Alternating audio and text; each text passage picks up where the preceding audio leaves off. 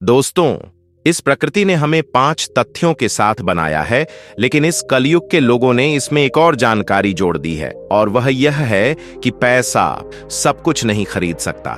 यह सही है, लेकिन इस पैसे से कई चीजें खरीदी जा सकती हैं। एक बार एक संत अपने प्रवचन में कह रहे थे कि पैसे के पीछे नहीं भागना चाहिए, यह माया का जाल है और इस भ्रम के जाल में फंस जाता है। वह अपना पूरा जीवन दुख में ही गुजारता है।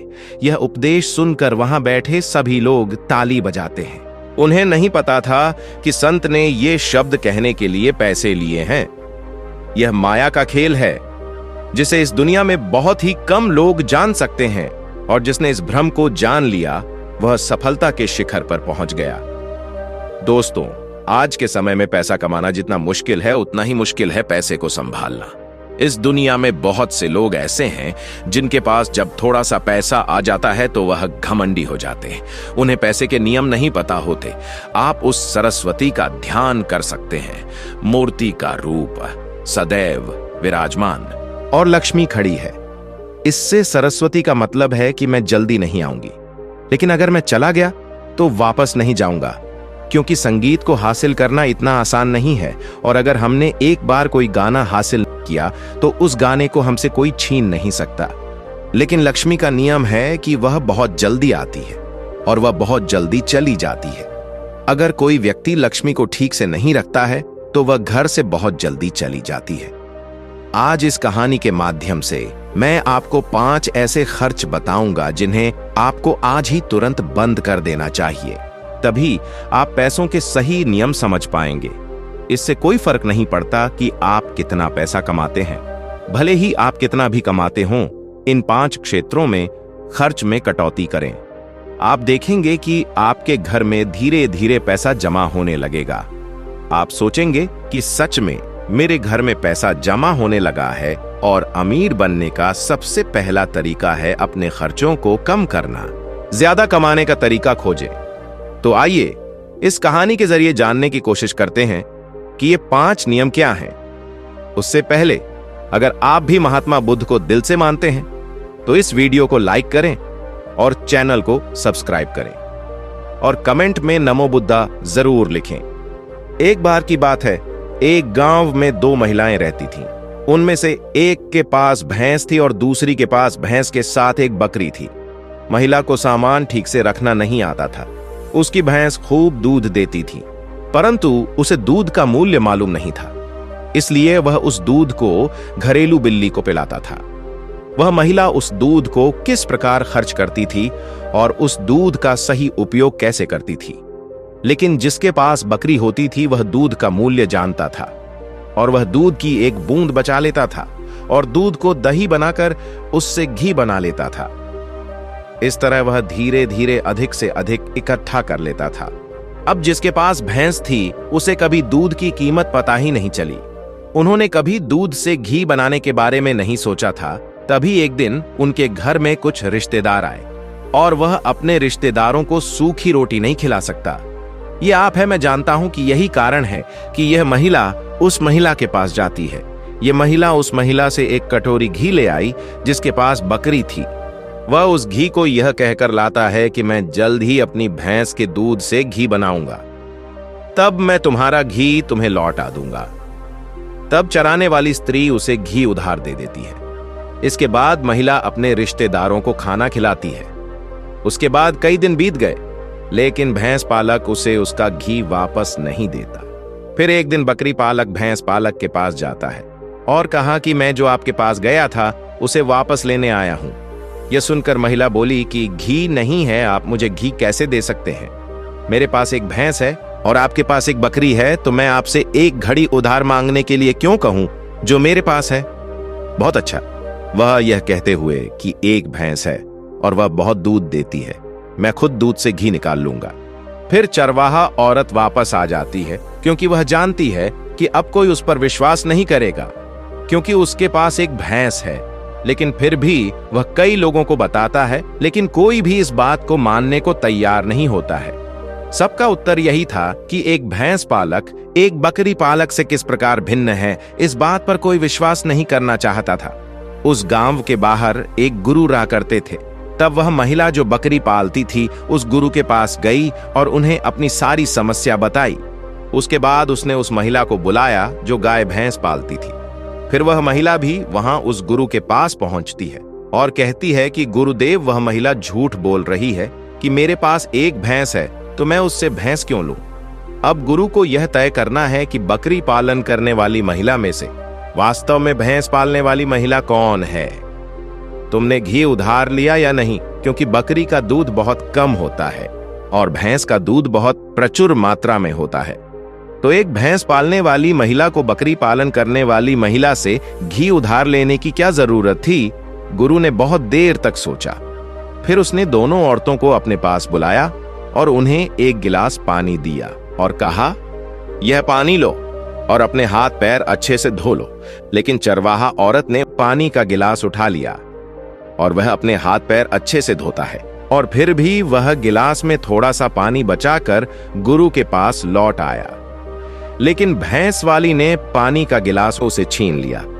फिर केवल पानी से हाथ धोकर और गिलास खाली करके जब दोनों गिलास गुरु के सामने रखे गए तो गुरु ने कहा कि भैंस वाले ने बकरी वाले से घी उधार लिया है, उसे जाकर लौटा देना चाहिए। अब गांव के सभी लोग जो पास बैठे थे बोले, हे गुरुदेव, इससे यह कैसे सिद्ध होता है कि भैंस पालने वाली महिला ने बकरी पालने वाली महिला से घी उधार लिया था। तब गुरुदेव ने उनसे कहा, एक गिलास पर ध्यान करो। इस महिला ने इस गिलास में थोड़ा पानी बचाकर रखा है और उसने अपने हाथ, पैर और चेहरे को अच्छे से धो लिया।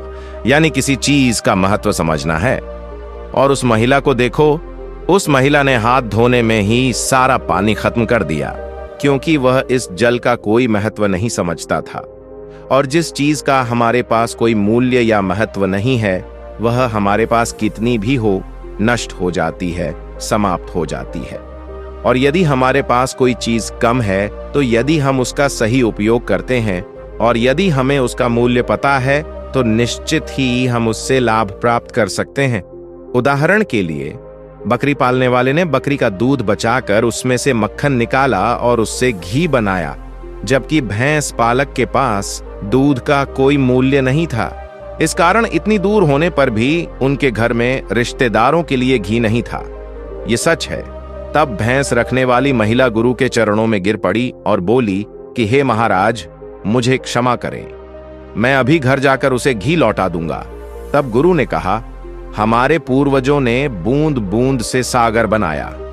ये बात उन्होंने ऐसे ही नहीं कही। हमारी छोटी बचत जो हमें भविष्य में एक बड़े लाभ के रूप में मिलता है, और ये बात बहुत ही कम लोग जानते हैं। और ये बात हमारे घर की लक्ष्मी पर भी लागू होती है। अगर हम लक्ष्मी को बचाएंगे तो वह लक्ष्मी हमारे भविष्य में बहुत अधिक लाभ के रूप में वापस आएगी। दोस्तों, आपको यह कहानी समझ में आ गई होगी। तो आइए आप जानते हैं उन 5 खर्चों के बारे में जिन्हें हमें आज ही बंद कर देना चाहिए। सबसे पहले, आपके पड़ोस में किसी को महंगी कार दिखाने की लागत है। फिर आपके मन में ख्याल आता है कि मुझे भी जल्दी ही कार ले लेनी चाहिए। और यह शो हाउस आपको जिंदगी भर के लिए कंगाल बनाना चाहता है। दोस्तों, हम में से कई लोग ऐसे होते हैं जो लोगों को दिखाने के लिए बहुत सारी चीजें खरीद लेते हैं ताकि उनका रुतबा दूसरों के सामने काफी ऊंचा रहे। कार खरीदना, महंगे गहने खरीदना, महंगे मोबाइल खरीदना या कोई भी महंगी चीज खरीदना जिसकी हमें अपनी जिंदगी में जरूरत नहीं है। और जब कोई उसे यह बात बताता है तो वह उससे कहता है कि मैं किसी से कम हूं। वे यह नहीं समझते कि इससे हमें ही नुकसान होता है। अगर आप सच में अमीर बनने की राह पर चलना चाहते हैं तो सबसे पहले आपको सभी खर्च बंद करने होंगे और उस पैसे को कहीं और नियोजित करना सीखना चाहिए। मैं यह नहीं कह रहा हूं कि आपको अपने शौक पूरे नहीं करने चाहिए। मेरे कहने का मतलब यह है कि आप केवल वही लें जिसकी आपको आवश्यकता है। आप वही खरीदें, लोगों को दिखाने के लिए कुछ भी ना खरीदें। दूसरी बात, अलग अलग कंपनियों की अलग अलग स्कीमों से दूर रहें। विभिन्न ब्रांड और कंपनियां अपने उत्पादों को अधिक बेचने के लिए आकर्षक योजनाएं लेकर आती हैं, लेकिन यह उनकी मार्केटिंग रणनीति है जिसे हम समझ नहीं पाते हैं। और कई लोग अलग अलग स्कीम के चक्कर में आकर वो चीज खरीद लेते हैं जिसकी हमें जरूरत नहीं होती। अगर हम बाजार जाते हैं और हमें पता चला कि घड़ियां 50% छूट पर उपलब्ध हैं, जबकि हमारे घर में पहले से ही 2 या 3 घड़ियां हैं, लेकिन हम फिर भी घड़ी खरीदते हैं, हमें एहसास नहीं होता कि यह सब सिर्फ एक मार्केटिंग चाल है। इससे हमें कोई फायदा नहीं होता। इसके बजाय वह कंपनी सबसे ज्यादा मुनाफा कमाती है। ऐसा कभी नहीं होना चाहिए, क्योंकि ये गरीब होने के सबसे प्रमुख कारण हैं। क्योंकि हम लक्ष्मी को उन चीजों पर खर्च कर देते हैं जिनकी हमें जरूरत नहीं होती। इससे हमारे घर की लक्ष्मी नाराज हो गई। उसके बाद वह धीरे धीरे हमारे घर से बाहर चला गया। तीसरा खर्च है कर्ज या कर्ज। आज के समय में ज्यादातर लोग कर्ज लेकर कार, घर, मोबाइल जैसी कई महंगी चीजें खरीदते हैं, फिर महीने दर महीने पैसे चुकाते हैं। जैसे आजकल हम क्रेडिट कार्ड का इस्तेमाल करते हैं। क्रेडिट कार्ड हमें पैसा खर्च करने के लिए कहता है। हमारे पास जो पैसा होता है या जो पैसा हमारे पास आने वाला होता है, उसे हम कपड़ों पर खर्च कर देते हैं। तो सोचिए, हम इस तरह अमीर कैसे बन जाते हैं। हम वह पैसा खर्च करते हैं जो हम तक नहीं पहुंचता है, और हम अमीर बनने के बारे में सोचते हैं और अमीर बनने के बारे में वीडियो देखते हैं, लेकिन इस तरीके को न अपनाएं। वहीं कई लोग ऐसे भी हैं जो लोन लेकर जमीन खरीदते हैं और ये सोचती है कि जब हमें इससे मुनाफा होगा तो हम कर्ज चुका देंगे, लेकिन वे यह नहीं समझते कि हमें इस लोन पर मिलने वाले ब्याज से ज्यादा ब्याज चुकाना पड़ता है। इसलिए दोस्तों, ऐसा कभी ना करें। कभी भी कर्ज लेकर कुछ भी ना खरीदें। और सबसे अच्छी बात यह है कि आप अपने पैसे को नकदी के रूप में रखें और खर्च करें। कभी भी किसी मोबाइल फोन ऐप के जरिए पैसा खर्च न करें।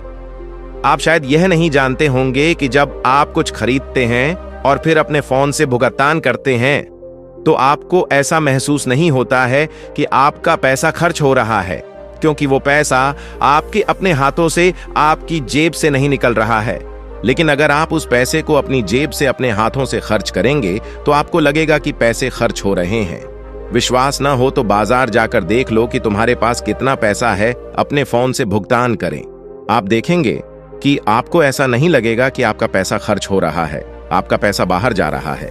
लेकिन जिस दिन आप इसे अपनी जेब से निकालेंगे, आपको लगेगा कि मेरा पैसा बर्बाद हो रहा है। चौथी बात यह है कि आपको अपनी भावनाओं को, अपने विचारों पर नियंत्रण रखना होगा।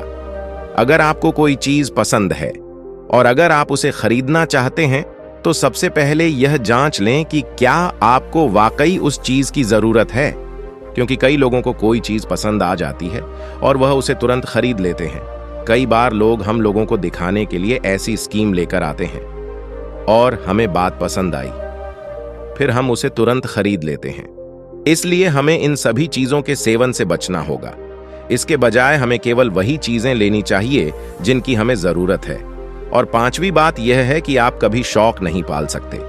आप जानते होंगे कि हमारी दुनिया में महंगाई का सबसे बड़ा कारण सदमा है। आज 10,000 में एक फोन मिलता है, फिर 2 लाख मिलते हैं। दोनों में अंतर यह है कि किसी को 10,000 का फोन पसंद है तो किसी को 2 लाख रुपए का फोन। यहीं से लोग अमीर बनते हैं। जितना हो सके शौक को कम से कम पूरा करने की कोशिश करें, क्योंकि शौक हमारी जिंदगी नहीं बनाते। इसके बजाय हम कड़ी मेहनत करके और अपना पैसा बचाकर जीवन यापन करते हैं, क्योंकि आजकल पैसा ही सब कुछ है। आज हम में से कुछ लोग कहते हैं कि पैसा ही सब कुछ नहीं है, लेकिन अगर आप उनके जीवन को ठीक से देखेंगे तो पाएंगे कि उनके जीवन में सब कुछ पैसे के बारे में है। वह उन पैसों के लिए इधर उधर भागते हैं। वह हमसे कहते हैं कि पैसे के पीछे मत भागो। तो दोस्तों, यदि आपने अब तक पूरे कहानी को सुना है, तो मैं आपसे छोटा सा एक अनुरोध करना चाहता हूं। कृपया इस चैनल को सब्सक्राइब करें। ऐसे ही ज्ञान से भरपूर आपके लिए वीडियो ले आ सकूं। नमो बुद्धाय। मिलते हैं एक नया कहानी के साथ।